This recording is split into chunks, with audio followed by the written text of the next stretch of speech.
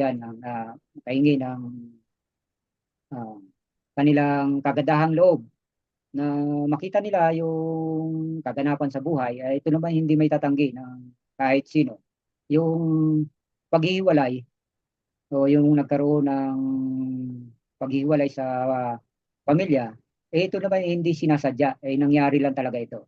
Ito yung mga sadyang kaganapan na hindi kaya pasubalian sapagkat may nangyari sa pamilya, may nangyari sa buhay mag-asawa na hindi na dapat kaya pang saklawin ng kalooban sapagkat kailangan na tuldukan o ang desisyon na paghihiwalay ay kailangan na mangyari para sa kagandahan ng kaisipan o kalooban ng isa maging tahimik, mapayapa. Sana pagbigyan ng ating mga senador ng ang divorce sa Pilipinas. Dati naman mayroon. So bakit hindi na lang ibalik, di ba? So aking panawagan sa namumuno ng presidente ng Senate kay Chis Escudero. Alam naman natin na yung buhay niya ay magaling naman siya na senador. Sana naman yung kagalingan niya ay lalo pang paigtigin na itong divorce na ating pinaglalaban. Ito yung makatuwiran na paghihiwalay. Ito yung ito yung fault divorce, hindi yung iniisip nila na no fault. Ito yung may pagkakamali na hindi na dapat maulit pa. Hindi na dapat maulit pa. So, kung mabibigyan nila ng sagot ito at katugunan sa buong Pilipinas, hindi lamang sa isang pamilya, sa buong Pilipinas na may mga pangyayari sa buhay. Ako'y nananawagan kila Senator Chis Escudero, maging si Jinggoy Estrada.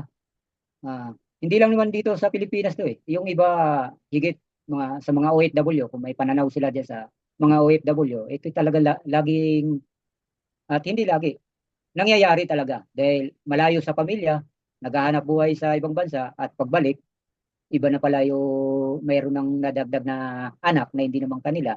So sana makita nila yon na ito ay dapat mabigyan din nila ng tugon dahil na sa OFW. So Senator Chis Escudero, maging si Senator Jingo Estrada, nais ko lang na masabi sa kanila na yung pagiging legal sa divorce, basahin ko na lang. Yes, go ahead. Siguro na malaman nila na legalizing divorce, the Philippines acknowledge the need to provide option. Ito ay pinapakita yung option. Ina-acknowledge na ito ang nararapat for individual na trapped in unhappy marriage or irreparable marriage. So, itong aking pananawagan sa ating mga senador na ma-acknowledge nila ang pangailangan na ito. Yun lang. So, maging batas na muli, reinstitute the divorce of the Philippines at ito ay mabigyan na nila ng panahon na mapag-usapan na nila at kung kinakailangan na ito ay ipaalam sa publiko, dapat lang. Kasi makapag-desisyon din naman ang publiko sa anumang mga desisyon na pag-aagam-agam nila. Sana buo na yung loob nila na ito ay paunlakan na at idaan na sa usapin kung kinakailangan na sa plenary o pag-usapan na.